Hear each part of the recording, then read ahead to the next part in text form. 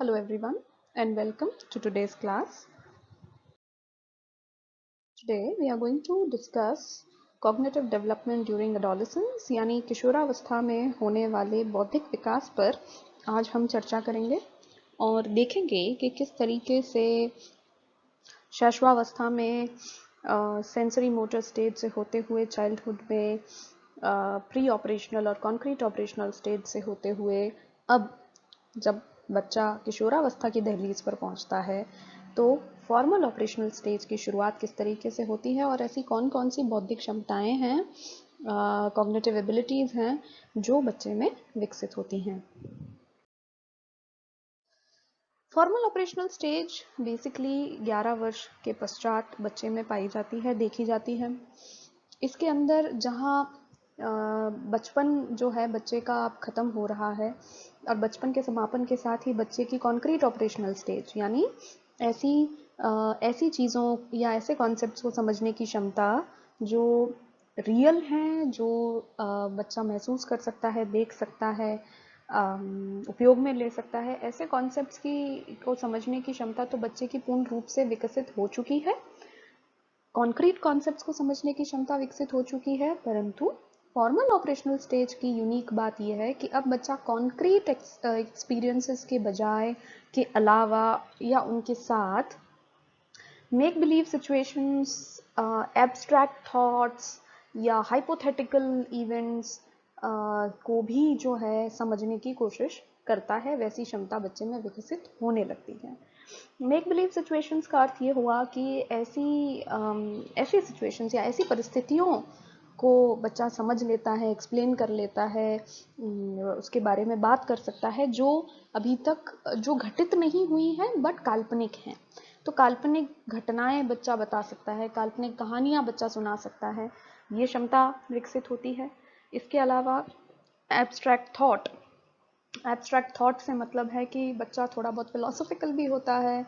ऐसी चीज़ें अपने अपने आप के बारे में सोचना, हम कहाँ जा रहे हैं, हम क्या चाहते हैं, हमारा ध्येय एम क्या है, इस किस्म के एब्स्ट्रैक्ट थॉट्स के बारे में भी समझता है। क्योंकि किशोरावस्था एक ऐसी आयु है जब बच्चे को अपने जीवन से संबंधित बहुत सारे निर्णय लेने हैं, अपने करियर, अपनी लाइफ आदि के होने वाले डिसीजंस का फाउंडेशन नींव यहाँ पड़ती है। तो इसलिए बच्चा इस समय एब्स्ट्रैक्ट प्रपोजिशंस, एब्स्ट्रैक्ट थॉट्स की क्षमता को विकसित करता है। हाइपोथेटिकल सिचुएशंस यानी अगर कोई समस्या आती है तो बच्चा दिमाग में ही उस समस्या के बहुत सारे अजम्पटिव सॉल्यूशंस बना सकता है कि अगर वो मैथ में फेल हो जाता है तो उसे आर्ट्स लेनी चाहिए, आर्ट्स में उसे ये लेना चाहिए। तो ये हाइपोथेटिकल सिचुएशंस जो है बच्चा काल्पनिक सॉल्यूशंस को इमेजिन करता है और उसमें से वो प्रॉब्लम सॉल्विंग एबिलिटी को निकालता है। हम जब कॉन्क्रीट ऑपरेशनल स्टेज में थे, जब चाइल्डहुड में कॉन्क्रीट ऑपरेशनल स्टेज को देख रहे थे, तब हमने एक उदाहरण लिया था कि बच्चे के सामने 3 स्टिक्स रखी जाए, ए, बी और सी। ए बी से बड़ा है, बी सी से बड़ा है, तो बच्चा उन स्टिक्स को देख के समझ जाता है, कॉन्क्रीट ऑपरेशनल स्टेज का बच्चा, कि ए अल्टीमेटली सी से भी बड़ा होगा। यदि ए स्टिक उसको बी से बड़ी दिख रही है और बी स्टिक उसको सी से बड़ी दिख रही है तो वो ये समझ जाएगा कि स्टिक नंबर ए सी से भी बड़ी होगी। फॉर्मल ऑपरेशनल स्टेज में बच्चा वर्बल प्रॉब्लम सॉल्विंग एबिलिटी ले आता है, यानी अब उसके सामने स्टिक्स नहीं भी होंगी और उसे मात्र ये कहा जाए कि एक स्टिक ए नंबर बड़ी है, फिर बी नंबर उससे छोटी है और सी नंबर और भी छोटी है, तो बच्चा इमेजिन कर लेगा और इमेजिन करके ही ये पता लगा देगा कि ए भी सी से बड़ा होगा। ये जो वर्बल प्रॉब्लम सॉल्विंग एबिलिटी है, ये बच्चे के फॉर्मल ऑपरेशनल स्टेज में, जो कि किशोरावस्था में उजागर होती है, इस स्टेज में बच्चे में ये एबिलिटी देखने मिलती है। इसके अलावा बच्चा आदर्शवाद की बात करता है, संभावनाओं की बातें करता है। इस समय बच्चे को आप याद करें, इस समय हो सकता है आपको भगत सिंह या फिर गांधी जी जैसे कैरेक्टर्स बहुत ज़्यादा अट्रैक्ट करेंगे, आपको उनका आइडियलिज्म अच्छा लगेगा, आपको उनका पैशन अच्छा लगेगा।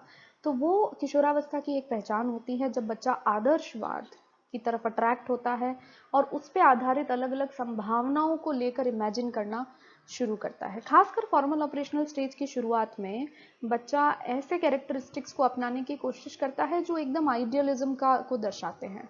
वो शायद सुबह उठ के अपनी एक दिनचर्या भी बनाएगा, मैं 6 से 7 बजे एक्सरसाइज करूंगा, 7 से 8 बजे मैं होमवर्क करूंगा। तो इस किस्म का आइडियलिज्म बच्चा अपनाने की कोशिश अवश्य करता है, जो भी एक फॉर्मल ऑपरेशनल स्टेज का ही कैरेक्टरिस्टिक्स है। इसके अलावा बच्चा आता है हाइपोथेटिकल डिडक्टिव रीजनिंग पर, जिसके अंदर जैसा कि हमने बात किया था कि यदि कोई समस्या बच्चे के सामने आती है तो बच्चा उस समस्या के की सॉल्यूशंस की कल्पना कर सकता है कि इस समस्या का एक सॉल्यूशन ये हो सकता है, एक सॉल्यूशन ये हो सकता है और एक तरीका ये भी हो सकता है इस समस्या को सॉल्व करने का। उनमें से अलग अलग समस्याओं के सॉल्यूशन को कंसिडर करके एक फाइनल सॉल्यूशन को वो अपनाता है। इस तरह की सोच को हम हाइपोथेटिकल डिडक्टिव रीजनिंग कहते हैं, जिसके अंदर आप हाइपोथेसिस क्रिएट करते हैं, उसके इम्प्लीकेशंस, उसके कॉन्सिक्वेंसेस को जज कर लेते हैं और सब कुछ मेंटली कर रहे हैं। These are all mental operations that the adolescent can conduct, can do and solve problems and systematically best path वो सेलेक्ट करता है to solve any particular problem. बहुत सारे सॉल्यूशंस को कंसिडर करेगा और उसके बाद सिस्टमैटिकली उन सॉल्यूशंस को कंसिडर करते बेस्ट सॉल्यूशन को वो एक्सेप्ट करेगा और उसको फॉलो करके प्रॉब्लम को सॉल्व करने की कोशिश करेगा।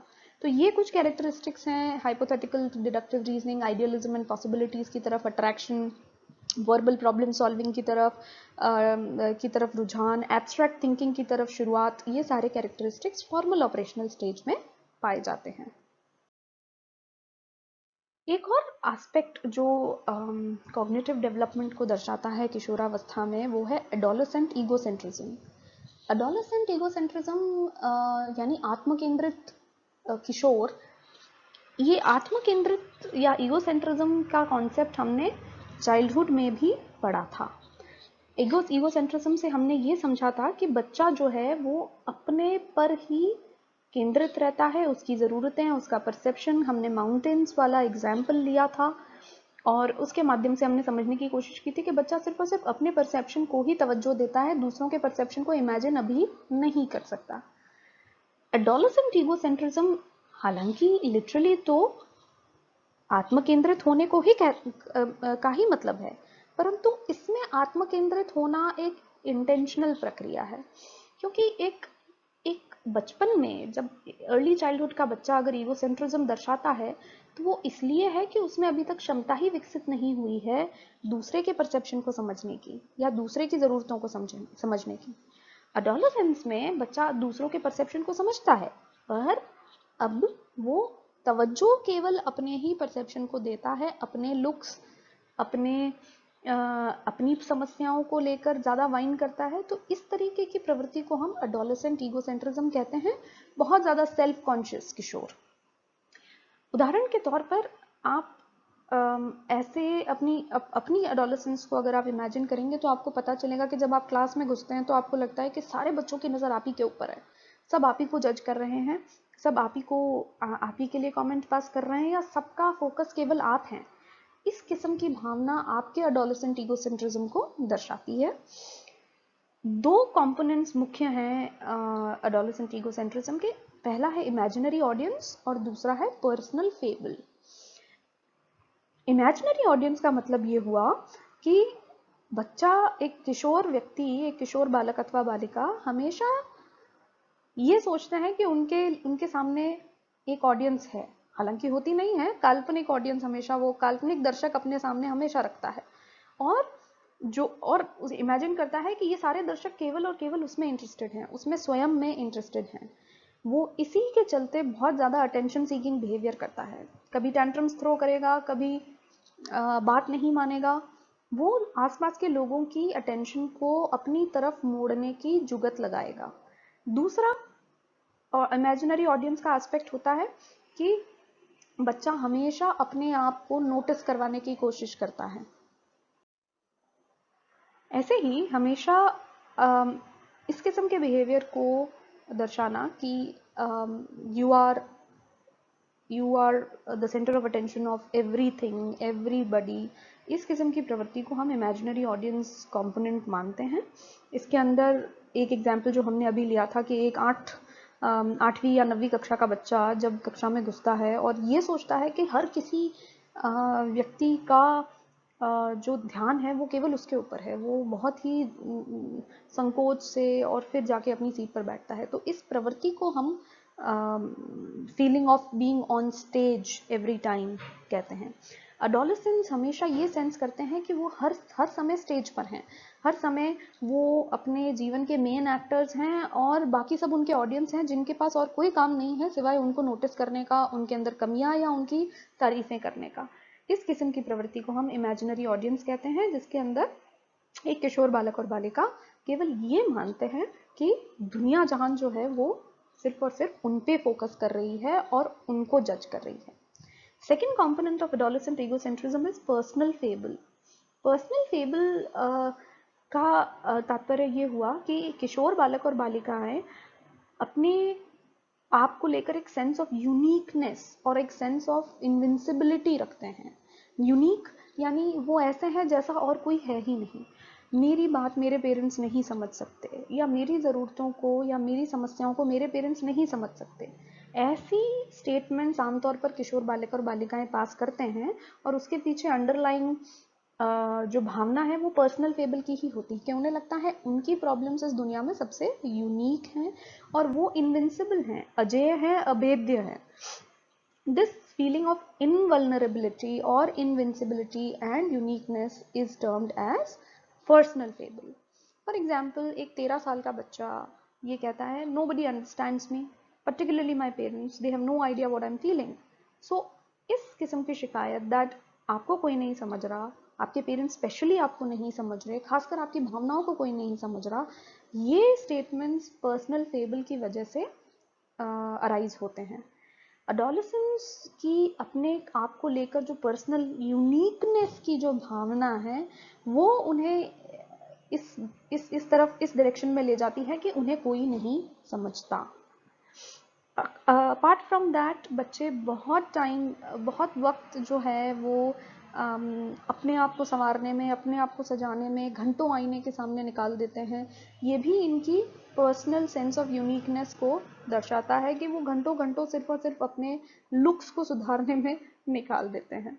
Adolescents also show a sense of invincibility and invulnerability, अभेद्य अजेय होने की प्रवृत्ति को दर्शाते हैं कि यही वो प्रवृत्ति होती है जिसके चलते adolescents जो हैं वो बाइक पे स्टंट्स दिखाना या फिर रिस्की बिहेवियर करना, ड्रग्स लेना, ये सारी चीज़ें वो इसी प्रवृत्ति के अंतर्गत करते हैं क्योंकि उन्हें लगता है कि वो अजेय हैं, अभेद्य हैं, उनको कोई भी चीज़ नुकसान नहीं पहुंचा सकती।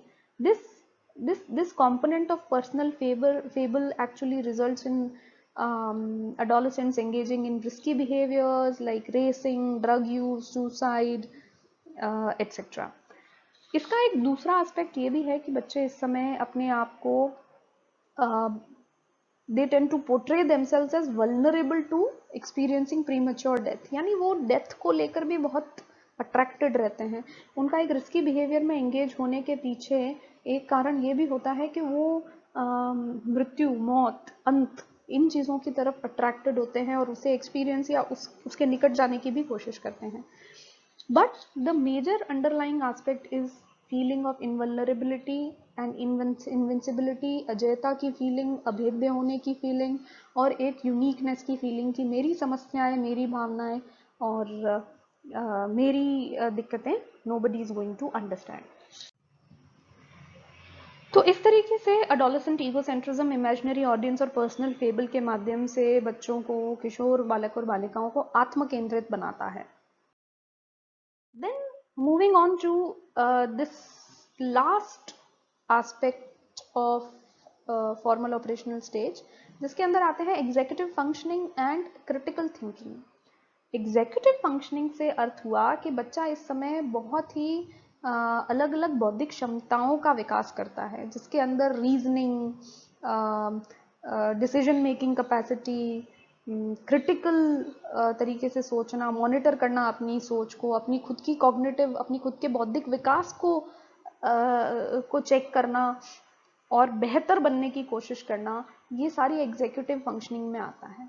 ऐसा माना जाता है कि एग्जीक्यूटिव फंक्शनिंग में एग्जीक्यूटिव फंक्शनिंग में सुधार यानी बच्चे की बौद्धिक क्षमताओं में विकास, उसकी रीजनिंग कैपेसिटी में विकास, डिसीजन मेकिंग क्षमताओं में इम्प्रूवमेंट जो है, इन एग्जीक्यूटिव फंक्शनिंग में इम्प्रूवमेंट जो है वो बच्चे को बेहतर तरीके से सीखने में, इफेक्टिव लर्निंग में मदद करता है और उसको ये भी समझाने में मदद करता है कि उसे अपने फोकस और अपने अटेंशन को किन चीज़ों पे फोकस करना है और किस तरीके से आगे के डिसीजन लेने हैं और किस तरीके से क्रिटिकली सोचना है, क्रिटिकल थिंकिंग करनी है।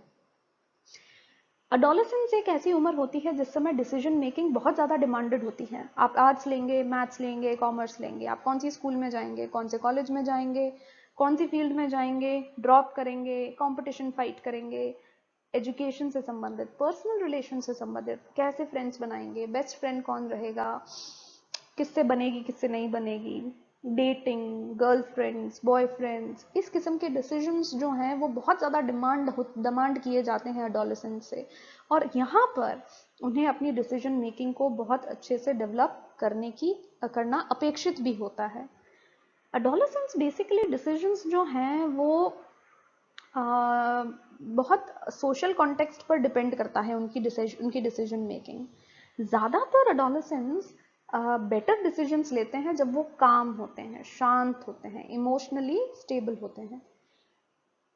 खासकर अगर वो इमोशनली इंटेंस फील कर रहे हैं या फिर बहुत ज़्यादा स्ट्रेस में है, तो उस समय वो गलत डिसीजन लेने की प्रवृत्ति उनमें बढ़ जाती है। हीट ऑफ द मोमेंट में बच्चे ज़्यादातर ओवरवेल्म हो जाते हैं और डिसीजन मेकिंग एबिलिटी उनकी हैम्पर होती है। बच्चे अगर अपने आसपास अपने दोस्तों के बीच हैं तो उनके ऊपर वो जो पीयर प्रेशर है वो उन्हें इस रिस्की बिहेवियर में एंगेज करने पर या गलत डिसीजन लेने पर ज़्यादा प्रेशराइज करेगा। बट अगर बच्चे अपने परिवार के सदस्यों के बीच हैं, थोड़ा काम है, इमोशनली स्टेबल हैं, तो बेटर डिसीजन मेकिंग देखी जाती है किशोर बालक और बालिकाओं में। जहाँ तक क्रिटिकल थिंकिंग की बात है तो ये एक ऐसी क्षमता है, क्रिटिकली सोचना एक ऐसी क्षमता है जो बच्चे के फंडामेंटल स्किल्स से रिलेटेड है। फंडामेंटल स्किल्स मतलब आपकी मैथ स्किल्स, आपकी लिटरेसी स्किल्स, आप पढ़ाई में कैसे हैं। ऐसा देखा गया है कि यदि बचपन में बच्चे के फंडामेंटल स्किल्स अगर इतने अच्छे तरीके से डेवलप नहीं हुए हैं तो क्रिटिकल थिंकिंग की स्किल्स एडोलेसेंस में मैच्योर होने में वक्त लगा सकती है, संघर्ष कर सकती है। यानी अगर बच्चा अपने 11 साल की आयु से पहले गणित में स्ट्रगल कर रहा है या फिर साइंस में स्ट्रगल कर रहा है या फिर जो भी फंडामेंटल स्किल्स हैं उसकी लाइफ के उसमें स्ट्रगल कर रहा है, स्पोर्ट्स में, तो हो सकता है कि क्रिटिकल थिंकिंग जिसमें बच्चा गूढ़ सोच की आवश्यकता हो या विकट समस्याओं में किस तरीके से सोचना चाहिए, वो क्षमता बच्चे में थोड़ा मुश्किल से डेवलप हो सकती है। फंडामेंटल स्किल्स अगर अच्छी हैं तो बच्चा ज़्यादा बेटर क्रिटिकल थॉट जो है वो दर्शाता है। क्रिटिकल थिंकिंग में बेसिकली क्या क्या आता है?